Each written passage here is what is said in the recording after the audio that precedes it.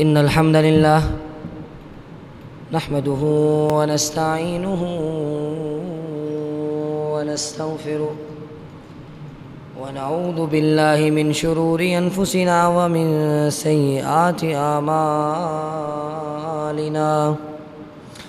من يهده الله فلا مضل له ومن يضلله فلا هادي له.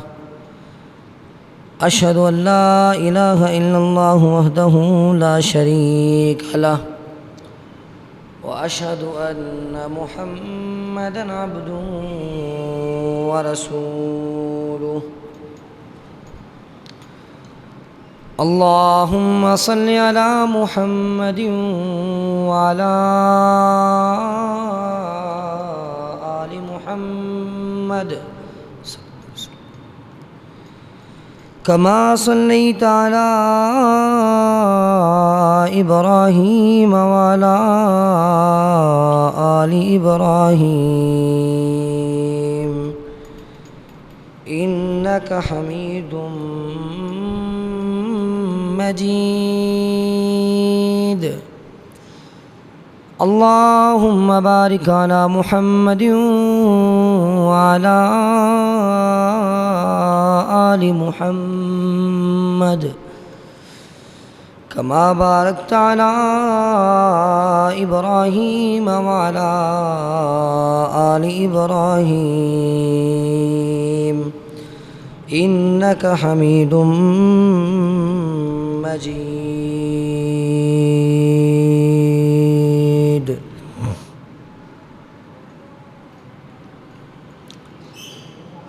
أعوذ بالله السميع العليم من الشيطان الرجيم. يا أيها الذين آمنوا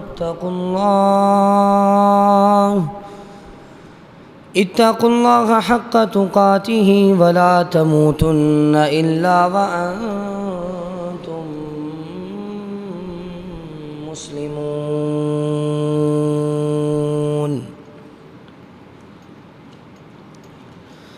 يا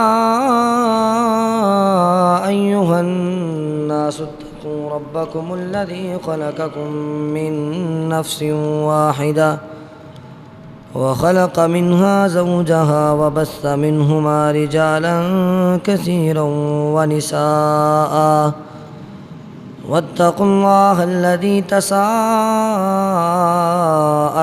به والأرحام إن الله كان عليكم رقيبا.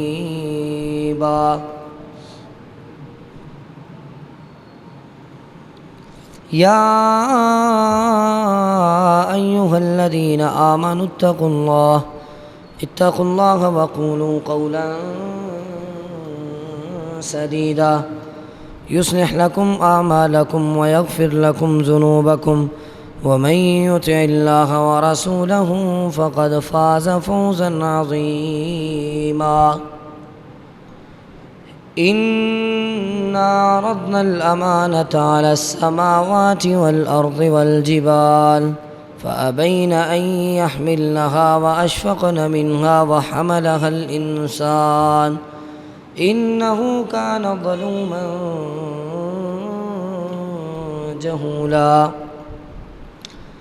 أما بعد فإن خير الحديث كتاب الله خير الهدي هدي محمد صلى الله عليه وسلم وشر الأمور محدثاتها وكل محدثة بدعة وكل بدعة ضلالة وكل ضلالة في النار. أعوذ بالله السميع العليم من الشيطان الرجيم. بسم الله الرحمن الرحيم.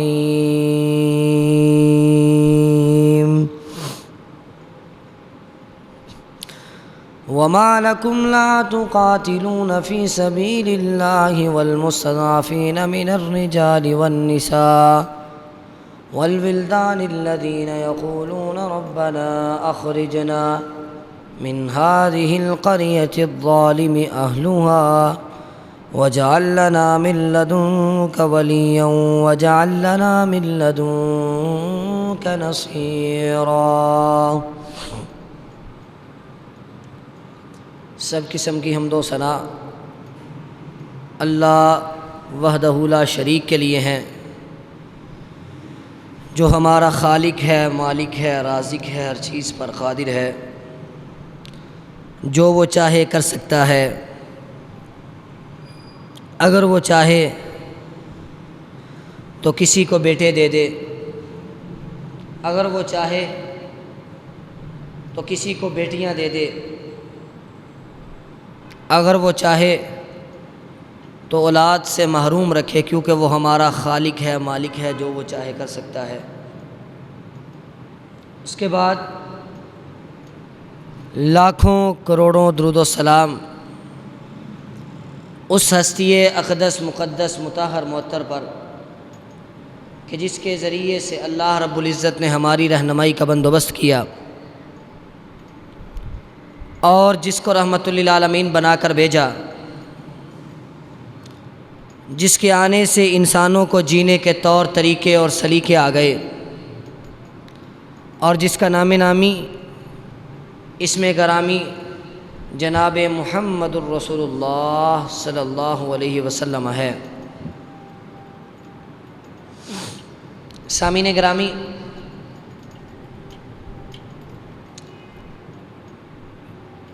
میرے ذمے جو موضوع لگایا گیا ہے وہ فلسطین اور مسجد اقصیٰ کے حوالے سے گفتگو کرنے کا ہے۔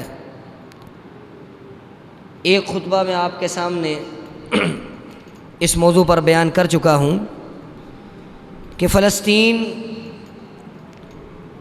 اور مسجد اقصیٰ اس کا مسلمانوں کے ہاں مقام کیا ہے، اور حالیہ صورتحال میں مسلمان اور اہل اسلام کن کن چیلنجز کا سامنا کر رہے ہیں کہ پوری دنیا کے اندر جہاں بھی مسلمان بس رہا ہے، جب بھی کوئی ظلم و ستم کی داستان سامنے آتی ہے، جب بھی کوئی مظلوم اور مقہور لوگوں کا تذکرہ کیا جاتا ہے، تو ان میں سر فہرست اسلام اور مسلمانوں کا نام آتا ہے کہ پوری دنیا کے اندر جہاں بھی ظلم کا شکار ہونے والے لوگ ہیں، ان میں سر فہرست مسلمان نظر آتے ہیں۔ فلسطین کو دیکھ لو، کشمیر کو دیکھ لو، لبنان کو دیکھ لو، اور اسی طرح شام کو دیکھ لو، اسی طرح دوسرے ممالک کے اندر، جن ممالک کے اندر جنگ جاری ہے، فسادات جاری ہیں، جن ممالک کے اندر ظلم و ستم کے پہاڑ توڑے جاتے ہیں، ان ممالک کے اندر اگر کوئی مظلوم اور مقہور نظر آتا ہے تو وہ مسلمان نظر آتا ہے۔ کہ پوری دنیا کے اندر ظلم کرنے کے لیے کیا مسلمان ہی باقی بچا ہے؟ کیا ظلم کرنے کے لیے ظالم کو اگر ملتا ہے تو مسلمان ہی ملتا ہے؟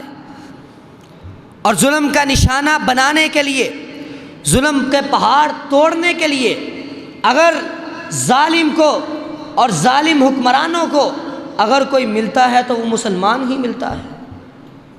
اور تاریخ لکھنے والا یہ لکھے گا کہ 1 صدی گزرنے کو ہے، جب بھی کوئی ظلم کی داستان سامنے آتی ہے تو وہاں مظلوم بنتا ہوا مسلمان ہی نظر آتا ہے۔ افغانستان کے اندر مسلمانوں پر کیسے گولہ باری اور بمباری کی جائے، اور اسی طرح شام کے اندر کس طرح مسلمانوں پر ظلم ہوا، لبنان کے اندر کس طرح ان پر میزائل چلائے گئے، کشمیر کے اندر کس طرح مسلمانوں کو کونے میں لگا دیا گیا، ان پر لاک ڈاؤن جیسی سختیاں جو ہے وہ ان پر طریقے سے ان پر ظلم کیا گیا، اور حالیہ دنوں میں فلسطین کے اندر اس قدر ظلم و ستم کی داستان کہ تاریخ نے ایسے منظر نہیں دیکھے، اور ابھی وہ ظلم اور وہ ستم ختم نہیں ہوا۔ ہماری آنکھیں تو یہ دیکھ رہی ہیں کہ عارضی طور پہ ان یہودیوں نے اپنے اس شکنجے کو، عارضی طور پہ یہودیوں نے اس ظلم کو روک لیا ہے، تھام کر لی ہے، لیکن یہ ظلم ختم نہیں ہوا۔ اس ظلم کی داستان ابھی جاری ہے۔ وہ مسلمانوں پر تھوڑا سا ظلم کرتے ہیں، پھر صبر کر لیتے ہیں، پھر ظلم کرتے ہیں، پھر رک جاتے ہیں۔ جب سے اسرائیل کی ریاست وجود میں آئی ہے، جب سے یہودیوں نے مسلم ممالک کے قلب اور جگر میں اپنا وجود بنایا ہے، اپنی جگہ لی ہے، تب سے یہودیوں کا مشن اور ایجنڈا یہ ہے کہ کب، کیسے اور کب موقع ملے تو مسلم ممالک کے اندر جا کے ہم ظلم و ستم کی داستان رقم کریں۔ اور انہوں نے سب سے پہلے فلسطین پر قبضہ کرنے کی کوشش کی۔ 1967 کے اندر جب عرب اسرائیل کی پہلی جنگ ہوئی تو اس وقت بھی مسجد اقصیٰ کے اندر بہت زیادہ دہشت گردی کی گئی۔ مسجد کے اندر، مسجد کے مینار کو مسمار کر دیا گیا، اور مسجد اقصیٰ کے اندر اس وقت بھی ظلم و ستم کی داستان کو رقم کیا گیا۔ اس کے بعد پھر مسلمانوں پر ظلم و ستم کی داستان رقم ہوتی گئی۔ فلسطین کا علاقہ آہستہ آہستہ یہودیوں نے، اسرائیلیوں نے اپنے قبضے میں لینا شروع کر دیا، حتیٰ کہ فلسطین کی 70-78% آبادی وہ اسرائیلیوں کے قبضے میں چلی گئی۔ فلسطینی اپنے ہی ملک میں رہنے پر، ظلم و ستم کا شکار ہونے پر مجبور ہو گئے، اور ایک طرف عالم کفر بیٹھا ہے، کفریہ نظام لے کے بیٹھا ہے، اقوام متحدہ بیٹھی ہے، اور بین الاقوامی قانون بن رہے ہیں۔ دنیا کے اندر ہر مظلوم کی مدد کرنے کے لیے اقوام متحدہ کا چارٹر اور قانون بن جاتا ہے، لیکن جب ظلم کے داستان کی سامنے اور ظلم و ستم کا نشانہ بننے والے مسلمان ہو تو وہ داستان لمبی سے لمبی ہوتی ہے، اس کا کوئی قانون اور حل نہیں نکلتا، اور اس کا کوئی اسلامی حل اور اسلامی اس کا کوئی مواخذہ آج تک کسی نے نہیں لیا۔ اور اس کی وجہ اور اس کا سبب کیا ہے کہ مسلمان خود کمزور ہو کے بیٹھا ہے۔ وہ مسلمان کہ جس نے دنیا کے اوپر حکومت کی ہے، وہ مسلمان کہ آج سے چند صدیاں پہلے دنیا کی بھاگ دوڑ، دنیا کی روک تھام، دنیا کے اصول اور قوانین اور دنیا کی حکومت اس مسلمان کے ہاتھ میں تھی۔ آج وہ مسلمان کمزور ہو کے، پسپا ہو گئے، پست ہو کے بیٹھ گیا ہے، اور مسلمان پر حکومت کرنے کے لیے دنیا بیٹھی ہے، اور عالم کفر حکومت کر رہا ہے۔ اور یہ مسلمان کمزور کیوں ہوا ہے؟ کیونکہ اس مسلمان کا ایمان کمزور ہو گیا ہے، کیونکہ اس مسلمان کا اسلام کمزور ہو گیا ہے۔ اللہ کا فرمان ہے وَأَنْتُمُ الْأَعْلَوْنَ إِن كُنْتُم مُؤْمِنِينَ، لوگو اگر تم ایمان والے بن جاؤ تو تم پوری دنیا پر غالب آ جاؤ گے، لیکن مسئلہ اصل میں یہ درپیش ہے کہ ہمارا ایمان ہی مکمل نہیں ہو رہا۔ جب ہمارے اہل اقتدار نے، ہمارے اہل حکومت نے، ہمارے وزراء نے اور ہمارے ملکوں کی باغ دوڑ تھامنے والوں نے روپے پیسے کو ترجیح دی، دنیا کے مال کو ترجیح دی، شہرت کو ترجیح دی، اور رب کے قانون اور رب کے قوانین اور رب کی کتاب کو، رب کے قرآن کو چھوڑا اور اپنے بنائے ہوئے قوانین کو تھاما، تو پھر اللہ نے ان کو پستیوں کا سامنا کروا دیا کہ جاؤ جو مرضی کرتے پھرو، دنیا کا مال تو مل جائے گا، شہرت تو مل جائے گی، لیکن وہ غلبہ، وہ حکومت، وہ اقتدار جو اللہ ایمان والوں کو دیتے ہیں، وہ حکومت اب تمہیں نہیں ملے گی۔ وَلَا يُمَكِّنَنَّ لَهُمْ دِينَهُمُ الَّذِي ارْتَضَىٰ وَلَا يُبَدِّلَنَّهُم مِّن بَعْدِ خَوْفِهِمْ أَمْنًا۔ اللہ فرماتے ہیں کہ ہم ان لوگوں کو دنیا کے اندر خلافت دیتے ہیں، ہم ان لوگوں کو دنیا کے اندر جانشینی دیتے ہیں، ہم ان لوگوں کو دنیا کا حکمران بناتے ہیں جو لوگ حقیقت میں ایمان لے آتے ہیں، اور ہم ان کو دنیا کے اندر ایسی جگہ اور ایسا ٹھکانہ دیتے ہیں، ایسی جگہ اور ایسا ٹھکانہ کہ اس ٹھکانے پر بیٹھ کر وہ دنیا پر راج کرتے ہیں، اور اللہ یہ ٹھکانہ اور یہ جگہ اور یہ خلافت ان لوگوں کو دیتے ہیں جو دین کو پسند کر لیتے ہیں، جن کی ترجیح دین اسلام ہوتی ہے، جن کی ترجیح ایمان ہوتی ہے۔ اور فرمایا وَلَا يُبَدِّلَنَّهُم مِّن بَعْدِ خَوْفِهِمْ أَمْنًا، کہ وہ لوگ اپنے اس خلافت سے، اپنے اس منصب سے، اپنی اس حکومت سے پہلے خوف کا شکار ہوتے ہیں، پست ہوتے ہیں، کمزور ہوتے ہیں، لیکن جب ان کا ایمان کامل ہو جائے پھر اللہ ان کو ایسا اقتدار دیتے ہیں کہ ان کے سارے خوف ختم ہو جاتے ہیں، خطرات ختم ہو جاتے ہیں، خطورات دور چلے جاتے ہیں، پھر اللہ ان کو امن اور سلامتی سے نواز دیتے ہیں۔ لیکن یہ وہ لوگ ہیں کہ جو اپنے ایمان کو کامل کر لیتے ہیں۔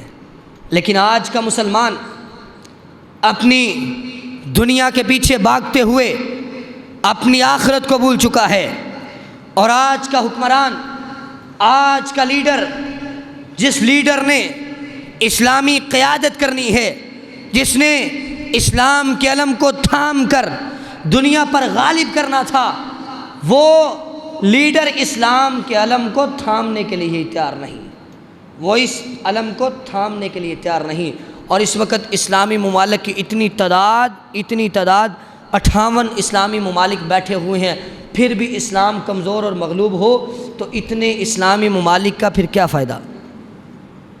اور مجھے بتاؤ کہ اگر یہ سارے کے سارے ممالک مل جائیں، 58 اسلامی ممالک اگر متحد ہو جائیں، اگر ایک ہو جائیں، تو بتاؤ دنیا کا ایسا کون سا کام ہے جو یہ نہیں کر سکتے؟ لیکن مسئلہ یہ ہے کہ ہر کسی کو اپنے پیٹ کی فکر ہے، ہر کسی کو اپنی دنیا کی فکر ہے، ہر کسی کو اپنی جان کی فکر ہے، اپنے عہدے اور اپنے منصب کی فکر ہے، اور کسی کو نہ اسلام کی فکر ہے نہ ایمان کی فکر ہے۔ اگر سارے ممالک مل جائیں اور متحد ہو جائیں اور سب کا نقطۂ نظر اور محو نظر ایک ہی ہو، اور وہ اسلام کا غلبہ ہو، مسلمانوں کی نصرت اور حفاظت ہو، تو بتاؤ دنیا کے اندر کوئی ایسا کونا باقی بچے گا کہ جہاں مسلمانوں پر ظلم ہو؟ لیکن مسئلہ یہ ہے کہ مسلم ممالک متحد نہیں ہو رہے، اپنے اپنے ذاتی مفادات اور اپنی ترجیحات اور اپنے عہدے اور اپنے منصب کے پیچھے بھاگنا شروع کر دیا ہے۔ اور اللہ نے فرمایا، اللہ کے نبی صلی اللہ علیہ وسلم کا فرمان ہے، ما من عبد یسترعیہ اللہ، کوئی بھی بندہ جس کو اللہ دنیا کے اندر اللہ نے اس کو عہدیدار بنایا ہے، ذمہ داری دی ہے، اور وہ اپنی ذمہ داری میں خیانت کرتا ہے، وہ اپنی ذمہ داری کو ادا نہیں کرتا، اپنے حق کو ادا نہیں کرتا، اپنے فریضے کو صحیح طریقے سے انجام نہیں دیتا، کل قیامت کا دن ہوگا، اللہ ایسے حکمران کو اس کی خیانت کی وجہ سے جہنم میں رسید کر دیں گے۔ تو بتاؤ مسلم حکمران، جب اللہ نے مسلم امہ کو ایٹمی پاور بھی بنایا ہے، اسلحہ بھی دیا ہے، اور مسلم امہ کو اللہ نے افواج بھی دی ہیں، اللہ نے طاقت اور قدرت بھی دی ہے، یہ پھر بھی مسلم امہ اور اسلامی دنیا مسلمانوں کی حفاظت نہ کر سکے، تو بتاؤ ان سے بڑا پھر مجرم کون ہے؟ فلسطین کے اندر جو مسلمانوں پر ظلم ہوا، جو مسلمانوں کے خون کی ہولی کھیلی گئی، مسلمانوں کو گاجر مولی کی طرح کاٹا گیا، اور مسلمانوں کے بچوں کو، بچیوں کو، بزرگوں کو اور نوجوانوں کو موت کے گھاٹ اتارا گیا، شہید کر دیا گیا، بتاؤ ان مسلمانوں کا بدلہ لینے کے لیے کون گیا ہے؟ اور ان کا بدلہ حقیقت میں کیا تھا اور لیا کیا گیا ہے؟ اگر ہم ایسے حادثات کے موقع پر، ایسے ظلم و ستم اور مظلوم و مقہور مسلمانوں کی مدد کے موقع پر اگر مسلم امہ نے، تمام مسلم ممالک نے فیصلہ رب کے قرآن سے نہیں کرنا، تو پھر اور کس کتاب سے فیصلہ کرنا ہے؟ قرآن کا فیصلہ کیا ہے؟ قرآن سے اگر فیصلہ کیا جاتا، اگر قرآن کو مشعل راہ بنایا جاتا تو قرآن کا فیصلہ کیا تھا؟ اللہ نے فرمایا اذن للذین یقاتلون بانہم ظلموا وان اللہ علی نصرہم لقدیر۔ اللہ فرماتے ہیں کہ مظلوم مسلمانوں کے ظلم کا بدلہ لینے کے لیے، مظلوم مسلمانوں کو ظلم سے بچانے کے لیے اللہ نے تمہیں جہاد کرنے کی اجازت دی ہے۔ ان کا بدلہ لینا ہے تو جہاد کر کے بدلہ لو، کیونکہ یا ایھا الذین آمنوا کتب علیکم القصاص فی القتلی، قتل کا بدلہ قتل ہے۔ یہ تو اگر مسلمان کو قتل کر دے تو بدلے میں قتل کرنا واجب ہے، بدلے میں اگر اس کا ولی قتل کروانا چاہتا ہے قاتل کو تو قتل کرنا واجب اور ضروری ہے۔ اور یہ بات تو پھر دور کی ہے کہ ایک کافر اور یہودی اور ایک سازشی اٹھ کے مسلمانوں کا خون بہاتا رہے اور اسے بدلے میں قتل نہ کیا جائے۔ اللہ رب العزت نے قرآن پاک میں اس آیت کو نازل فرما دیا، فرمایا وَمَا لَكُمْ لَا تُقَاتِلُونَ فِي سَبِيلِ اللَّهِ وَالْمُسْتَضْعَفِينَ مِنَ الرِّجَالِ وَالنِّسَاءِ وَالْوِلْدَانِ الَّذِينَ يَقُولُونَ رَبَّنَا أَخْرِجْنَا مِنْ هَذِهِ الْقَرْيَةِ الظَّالِمِ أَهْلُهَا۔ اللہ فرماتے ہیں کہ کمزور مسلمان، مظلوم مسلمان اپنی بستی کے اندر بیٹھے ہوئے ہیں اور ان پر کافر ظلم کر رہے ہیں، وہ مظلوم و مقہور مسلمان طاقتور مسلمانوں کو پکار رہے ہیں، اللہ سے دعا کر رہے ہیں یا اللہ ہماری مدد فرما، ہمیں اس ظلم و ستم کی بستی سے اور ہمیں ظالموں کی بستی سے باہر نکال دے، اور ہماری مدد کے لیے کسی حکمران کو بھیج، ہماری مدد کے لیے کسی مسیحا کو بھیج۔ اللہ سے دعا کرتے ہیں۔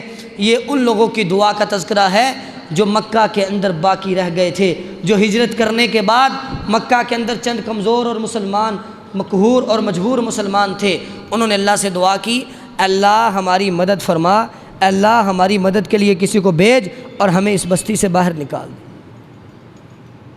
اللہ نے پھر ان مسلمانوں کی مدد کی، ان مسلمانوں کی مدد کے لیے مسلمان گئے اور مکہ کو فتح کیا، اور ان مسلمانوں کو اللہ نے نصرت اور کامیابی دی۔ لیکن آج مسلمان، مظلوم مسلمان مسلم امہ کو پکار رہا ہے، مسلمانوں کو پکار رہا ہے اور مسلم حکمرانوں کو آوازیں دے رہا ہے، لیکن آج مسلم حکمران بے حس ہو کے بیٹھے ہوئے ہیں۔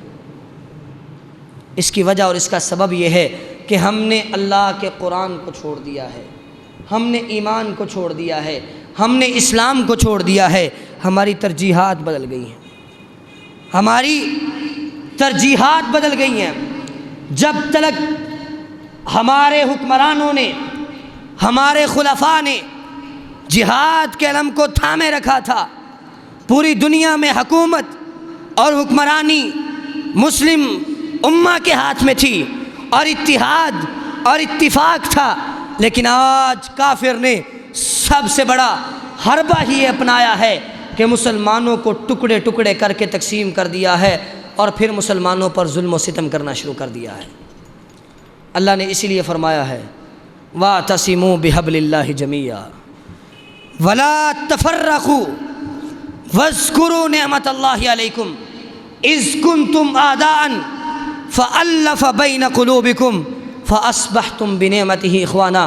اللہ فرماتے ہیں کہ اے ایمان والو، اللہ کی رسی کو مضبوطی سے تھام لو اور فرقوں میں نہ بٹو، جدا جدا راستے اختیار نہ کرو، ایک دوسرے سے اختلافات نہ کرو، ایک ہو جاؤ، متحد ہو جاؤ، جڑ جاؤ، دنیا تمہارے قدموں تلے ہوگی۔ لیکن آج سب سے بڑا کافر کا حربہ یہ ہے کہ اس نے ملکی اور ریاستی تقسیم کے اندر اسلام کو تقسیم کر دیا ہے۔ ایک مسلمان کسی اور علاقے میں بس رہا ہے، دوسرا مسلمان کسی اور ملک میں بس رہا ہے۔ اگر دوسرے ملک میں ظلم ہو رہا ہے تو اس ملک میں رہنے والا مسلمان اپنے اس مسلمان بھائی کی مدد کے لیے کچھ نہیں کر سکتا، کیونکہ یہ جو تقسیم ہے، اس تقسیم نے مسلمانوں کو فرقوں میں بٹ دیا، مسلمانوں کو جدا جدا کر دیا۔ مگر نہ مسلمان تو وہ تھے کہ اگر مدینہ کے اندر بیٹھے ہوئے سیدنا عثمان غنی کا ایک حکم اور ایک فتویٰ جاری ہوتا تو 64 لاکھ مربع میل تک وہ ایک ہی حکم اور آرڈر جاری کر دیا جاتا تھا۔ لیکن آج اپنے قوانین، اپنے بنائے ہوئے اصول، رب کے قرآن کو چھوڑ دیا۔ اور رب کا قرآن کیا ہے؟ اللہ نے فرمایا کہ رسی کو تھام لو، اللہ کی رسی کو تھامو گے، مضبوطی سے تھامو گے تو کامیاب ہو جاؤ گے۔ اور وہ رسی کیا ہے؟ رسی کس کو کہا گیا ہے؟ نبی علیہ الصلوۃ والسلام نے فرمایا وہ رسی قرآن ہے۔ وہ رسی کیا ہے؟ قرآن ہے۔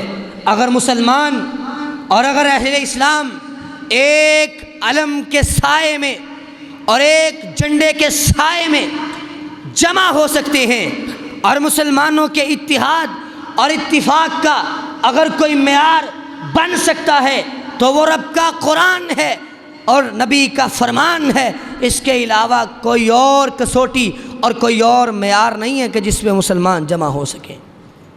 لیکن آج افسوس اور المیہ یہ ہے کہ مسلمان اپنے اسی قرآن کو چھوڑ کے بیٹھے ہوئے ہیں، اور اس وجہ سے پوری دنیا کے اندر مظلوم اور مقہور اور مجبور بن کے بیٹھ گئے ہیں۔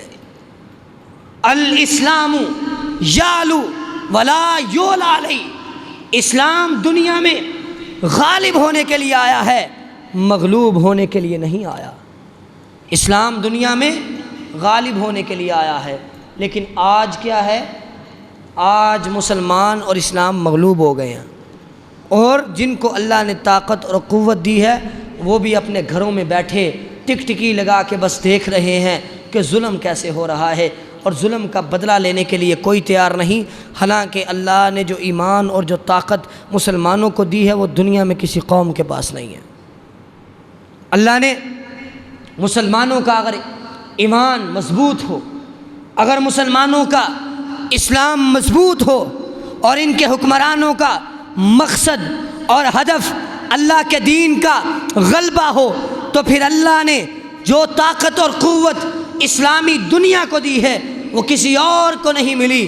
اللہ تعالیٰ کا فرمان ہے والذی ارسل رسولہ بالہدی ودین الحق لیظہرہ علی الدین کلہ۔ اللہ فرماتے ہیں کہ ہم نے رسول کو بھیجا ہے، اور وہ رسول آیا ہے، ہدایت لے کے آیا ہے۔ اس رسول کو ہم نے بھیجا ہے تاکہ وہ دین اسلام کو تمام دینوں پر غالب کر دے۔ رسول کو بھیجنے کا مقصد کیا تھا؟ بھولی بھٹکی انسانیت کو رب کے در پہ لا کھڑا کرنا، اور مظلوم اور مقہور مسلمانوں کو غالب اور غلبہ عطا کرنا، اور دین اسلام کو تمام ادیان باطلہ پر اور باطل قوموں پر اور کافر قوموں پر، یہود و نصارہ پر اس کو غلبہ دینا، یہ نبی کو بھیجنے کا مقصد تھا۔ اور پھر وہ غلبہ ملا، وہ مقصد پورا بھی ہوا، اور وہ تب تک مقصد پورا ہوتا رہا جب تک مسلمانوں کے اندر ایمان کی لہر موجود تھی، جب تک مسلمانوں کے اندر ایمان کی طاقت موجود تھی، جب تک مسلمان روحانی طور پر مضبوط جثہ اور جسم تھے، وہ مقصد پورا ہوتا گیا۔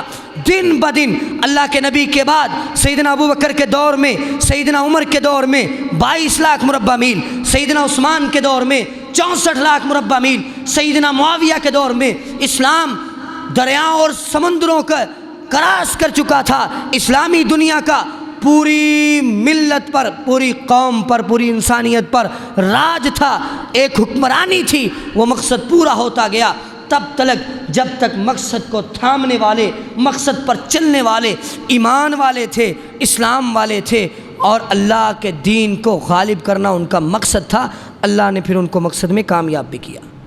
لیکن جب یہ مقصد بدلا، جب ہماری نظروں کا اور ہمارا مطمع نظر اور ہماری لالچی نگاہوں کا ہدف اور مقصد دنیا کا مال بن گیا، ہمارے حکمرانوں نے جب اپنے پیٹ کو ترجیح دی، اپنی جان کو ترجیح دی، مسلمانوں کا خون بہتا ہے تو بہہ جائے، کسی کو کوئی فکر نہیں، فکر ہے تو اپنی پیٹ کی فکر ہے، تو پھر اللہ نے مسلمانوں کو پستی دے دی۔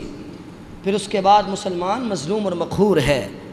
مگر نہ جب ایمان غالب ہو تو نبی علیہ الصلوۃ والسلام نے فرمایا کہ 5 چیزوں کی مجھے سابقہ انبیاء کے مقابلے میں خصوصیت دی گئی ہے۔ وہ 5 چیزیں پہلے انبیاء کو نہیں دی گئی، وہ 5 چیزیں مجھے دی گئی ہیں، اور ان 5 چیزوں میں سے ایک چیز کیا ہے؟ فرمایا نصرت بالرعب مسیرۃ شہر۔ فرمایا کہ جب میں جہاد کے لیے نکلتا ہوں، دشمن کے خلاف مقابلہ کرنے کے لیے نکلتا ہوں، تو اللہ نے میری ایسی مدد کی ہے کہ ابھی 1 مہینے کی مسافت کے مطابق دشمن دور ہوتا ہے، ابھی 1 مہینہ مجھے باقی رہتا ہے کہ میں دشمن تک پہنچ سکوں۔ 1 مہینے کی مسافت سے ہی دشمن کے دل پر میرا خوف اور میرا دبدبا بیٹھ جاتا ہے، اور دشمن پر لرزہ طاری ہو جاتا ہے۔ یہ اللہ نے میری مدد اور میری نصرت کی ہے کہ اللہ جب ایمان والے اللہ کے راستے میں لڑنے کے لیے نکلتے ہیں تو دشمن کا دل جو ہے وہ خوف اور ڈر سے کانپنا شروع ہو جاتا ہے۔ لیکن مسئلہ یہ ہے کہ ایمان والے اب اللہ کے راستے میں لڑنے کے لیے، جہاد کرنے کے لیے نکلتے نہیں۔ نبی علیہ الصلوۃ والسلام نے اتنی بشارتیں دی ہیں کہ تم نکلو تو صحیح۔ ایمان والے اگر آج بھی متحد ہو کر کفر کے خلاف نکل پڑے تو کفر ڈر کے ہی مر جائے۔ لیکن مسئلہ مین یہ ہے کہ ایمان والوں کو عالم کفر اکٹھا ہونے ہی نہیں دیتا۔ اب فلسطین کا مسئلہ بعض لوگوں نے بنیادی انسانی حقوق پر اس کو حل کرنے کی کوشش کی، بعض لوگوں نے بین الاقوامی اصولوں اور قوانین کے مطابق حل کرنے کی کوشش کی۔ بنیادی انسانی حقوق کی بات آئے، اگر کسی عیسائی پر، اگر کسی یہودی پر ظلم ہو تو وہاں تو ساری دنیا کو بنیادی انسانی حقوق اور اقوام متحدہ کا چارٹر یاد آ جاتا ہے کہ انسانوں کو بنیادی حقوق ملنے چاہیے، انسانوں کو جینے کا جو ہے وہ سہولت دی جائے اور انسانوں کو آزادانہ زندگی گزارنے کی سہولت میسر کی جائے، یہ بنیادی انسانی حقوق ہیں۔ لیکن جب اسلام کی باری آتی ہے تو بنیادی انسانی حقوق بھی بھول جاتے ہیں، اور دوسری طرف بین الاقوامی قوانین بھی سامنے رکھ لیے جائیں تو اسلام کا فیصلہ اور مظلوم مسلمانوں کا فیصلہ ان قریب حل ہوتے ہوئے نظر نہیں آتا۔ لیکن یاد رکھو، فلسطین کا مسئلہ ہو، کشمیر کا مسئلہ ہو، اور دنیا کے اندر کسی بھی ملک کے اندر بسنے والے مظلوم مسلمانوں کا مسئلہ ہو، نہ تو وہ بنیادی انسانی حقوق کا مسئلہ ہے اور نہ وہ بین الاقوامی قوانین کا مسئلہ ہے، وہ مسئلہ ہے تو مسلمانوں کا ایمانی مسئلہ ہے، وہ مسلمانوں کا ایمانی مسئلہ ہے۔ اگر مسلمان اپنے ایمان کو جلا دینا چاہتے ہیں، اگر مسلمان اپنی اس آزمائش پر کامیاب ہونا چاہتے ہیں تو مسلمانوں کے ایمان کا اللہ امتحان لیتے ہیں۔ اولئک الذین امتحن اللہ قلوبہم للتقوی، اللہ تو مومنوں کے دلوں کے امتحان اور آزمائش لیتا ہے کہ کب مسلمان اپنے اسلام کو غالب کرنے کے لیے اپنے مسلمان بھائیوں کی مدد کے لیے نکلتا ہے۔ لیکن آج ہم اس آزمائش میں، اس امتحان میں سارے کے سارے فیل ہو گئے ہیں۔ اللہ آزماتا ہے، جن پر ظلم ہو رہا ہے وہ تو آزمائش کا شکار ہیں، لیکن باقی ساری اسلامی دنیا بھی آزمائش کا شکار ہے۔ اللہ آزما رہے ہیں۔ جب بھی مسلمان پر ظلم ہوتا ہے، کون جاتا ہے مدد کے لیے؟ کون کرتا ہے مدد؟ اگر مدد کرنا چاہیں تو کوئی دنیا کی طاقت روک نہیں سکتی، لیکن مدد کرتا کون ہے؟ اللہ آزماتا ہے۔ اللہ نے صحابہ کے دلوں کا بھی امتحان لیا، لیکن صحابہ نے اپنی زندگی پر اپنی شہادت کو ترجیح دی تھی، اپنے دنیا کے مال پر اپنی آخرت کو ترجیح دی تھی۔ اللہ نے پھر ان کو ایسا غلبہ اور ایسی طاقت دی کہ ان کے دارالحکومت پر، ان کی حکومت پر کسی کو حملہ کرنے کی اور کسی کو ان کے ساتھ لڑنے کی جرأت اور طاقت بھی نہیں رہی۔ مسلمان بھی کمزور تھے، مسلمان بھی مظلوم تھے، مسلمانوں پر ظلم ہو رہا تھا۔ ابتدائے اسلام میں مسلمان بھی مظلوم تھے، لیکن اللہ نے جب ان مظلوم مسلمانوں کی مدد کے لیے جہاد کا حکم نازل فرمایا، اس کے بعد مسلمانوں پر حملہ کرنے کے لیے، مسلمانوں کو ختم کرنے کے لیے بدر کے میدان میں کفار آئے کہ آج اسلام کو مٹا دینا ہے، آج اہل اسلام کو ختم کر دینا ہے۔ لیکن مسلمانوں کے اندر ایمانی قوت تھی۔ اللہ نے اس بدر کے معرکے کو عذاب بنا کر، عذاب کا کوڑا بنا کر کافروں پر برسا دیا، اور کافروں کو شکست دے کر کافروں کو جو ہے وہ تباہ و برباد کر دیا۔ مالی اعتبار سے بھی ان کو گھاٹا ہوا، جانی اعتبار سے بھی گھاٹا ہوا۔ جنگ بدر صرف بدر نہیں تھی، جنگ نہیں تھی، بلکہ وہ اللہ کا عذاب تھا۔ اللہ نے اس کے اندر اپنے فرشتے بھیجے تھے کہ مسلمانوں کے مجاہدین کی بجائے فرشتے تلوار لے کے جنگ بدر میں لڑنے کے لیے حاضر ہوئے تھے۔ صحابہ فرماتے ہیں کہ ہم کسی کے پیچھے تلوار لے کے بھاگتے، ہمارے وار کرنے سے پہلے اس دشمن پر وار ہو جاتا اور وہ 2 ٹکڑے ہو کے گر جاتا۔ ہم حیران و پریشان تھے کہ مسلمان تو مار نہیں رہا، یہ کافر خود بخود کٹے جا رہے ہیں۔ اللہ نے ان پر عذاب بھیجا تھا۔ پھر احد کے اندر بھی یہی معاملہ، اللہ نے مسلمانوں کو وہاں بھی فتح دی۔ خندق کے اندر پورا عالم کفر مل کے مسلمانوں کو ختم کرنے کے لیے آ گیا تھا، لیکن اللہ نے ایسا غلبہ دیا کہ خندق کے فتح کے بعد اللہ کے نبی نے اعلان کر دیا کہ آج کے بعد مدینہ پر کوئی بھی حملہ کرنے نہیں آئے گا۔ آج کے بعد اگر حملہ کرنے کے لیے جائیں گے، آج کے بعد اگر جہاد کرنے کے لیے جائیں گے تو ہم خود جائیں گے۔ آج کے بعد مدینہ پر کوئی حملہ کرنے نہیں آئے گا، کیونکہ اللہ نے اہل ایمان کو وہ طاقت اور وہ رعب اور دبدبا دے دیا تھا کہ جب 3 جنگوں میں مسلمانوں نے فتح حاصل کی اور کفار کو شکست کا سامنا کرنا پڑا تو کفار ڈر گئے۔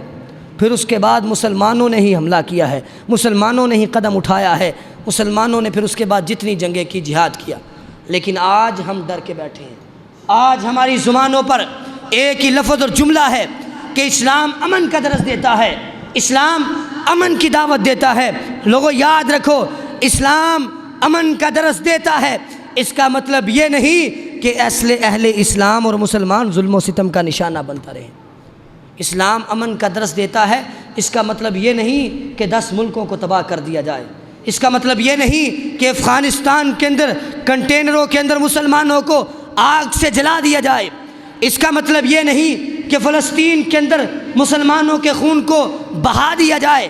اسلام امن کا درس دیتا ہے، اس کا مطلب یہ نہیں کہ مسلمانوں کے قبلہ اول مسجد اقصی کو مسمار کرنے کی اور وہاں ہیکل سلیمانی بنانے کی ناپاک جسارتیں کی جائیں۔ اسلام امن کا درس دیتا ہے، لیکن یاد رکھو اسلام جہاد کا حکم بھی دیتا ہے، اسلام مظلوم کی فریاد رسی کرنے کا بھی حکم دیتا ہے، اسلام ظلم کو ختم کرنے کا بھی حکم دیتا ہے، اسلام ظالم کے ہاتھ توڑنے کا بھی حکم دیتا ہے، اسلام قاتل کو قتل کرنے کا حکم بھی دیتا ہے، اسلام ظالم کو نیست و نابود کرنے کا حکم بھی دیتا ہے۔ اسلام صرف امن کا درس نہیں دیتا۔ لوگوں یاد رکھو، ہم نے اور ہمارے حکمرانوں نے اس جملے کو تو پکڑ لیا اور اس جملے کو پکڑ کر مسلمانوں کو مظلوم اور مقہور اور مجبور چھوڑ دیا۔ اور اصل میں اسلام کا مقصد کیا ہے؟ غلبہ۔ لیکن ہم نے کیا کیا؟ ہم نے اپنی دنیا کو سامنے رکھتے ہوئے اپنی آخرت کو بلا دیا۔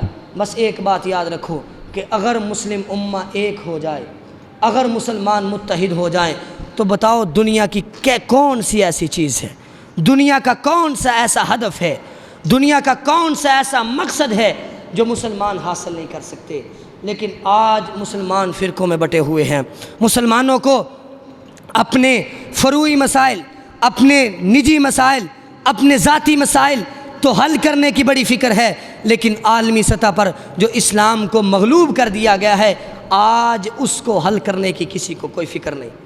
اور جن کو اللہ نے اقتدار دیا ہے، جن کو اللہ نے حکومت دی ہے، اللہ ان سے سوال بھی کرے گا، اللہ ان کی پکڑ بھی کرے گا۔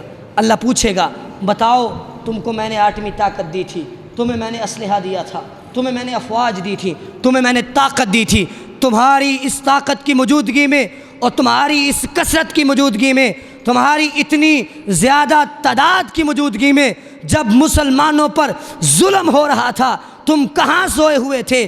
اور ان مسلمانوں کا بدلہ لینے کے لیے کس نے جانا تھا؟ تم نے نہیں جانا تھا اور کس نے جانا تھا؟ تو اس لیے ہمیں ایک ہونا پڑے گا اور ہمیں اپنی پہنچ کے مطابق، اپنی طاقت کے مطابق مسلم امہ کے اتحاد اور اتفاق کو فروغ دینا پڑے گا، کیونکہ آج کافر کا سب سے بڑا حربہ یہ ہے کہ مسلمانوں کو تقسیم کر دو، مسلمان خود ہی پسپائی کا شکار ہو جائیں گے، مسلمانوں کو تقسیم کر دو، مسلمان خود ہی مغلوب اور مقہور ہو جائیں گے، اور بالکل ان کی چال اور ان کی سازش کے مطابق ہو رہا ہے۔ اللہ سے دعا ہے کہ اللہ تعالی ہمیں اتفاق اور اتحاد پیدا کرنے کی توفیق عطا فرمائے۔ اللہ تعالی ہمیں ایک اور ایمان والے اور اسلام کو تھامنے والے اور مضبوط یقین اور ایمان پیدا کرنے کی توفیق عطا فرمائے۔ اللہ سے دعا ہے کہ اللہ تعالی ہمیں کتاب و سنت پر صحیح طریقے سے عمل کرنے کی توفیق عطا فرمائے۔ اللہ سے دعا ہے کہ اللہ تعالی ہمیں اپنا مطیع اور اپنا فرما بردار بننے کی توفیق عطا فرمائے۔ وآخر دعوایا الحمد للہ رب العالمین۔